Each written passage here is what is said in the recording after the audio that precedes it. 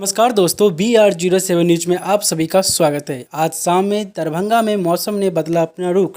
जी हां दोस्तों, सुबह से ही दरभंगा में बहुत ही गर्मी थी जिससे लोग काफ़ी परेशान थे। लेकिन हम शाम की मौसम की बात करें तो शाम में अचानक मौसम में तब्दीली हुई। जी हां दोस्तों, बहुत ही तेज़ बारिश हुई और हवा भी बहुत तेज़ चला, जिसे देख कर लग रहा था कि लोगों को काफ़ी राहत महसूस हुई, क्योंकि लगातार 2-3 दिन से गर्मी बहुत ही ज़्यादा दरभंगा में हो रही थी। वहीं हम आपको बता दें कि आज सुबह से ही आसमान में बादल दिख रहे थे, मगर इतना नहीं कि इतनी ज़ोरों से बारिश हो। लेकिन जिस तरह से इतनी ज़ोरों से बारिश हुई, इसे देखकर लोगों को आनंद आया, क्योंकि लोगों को गर्मी से राहत मिली है।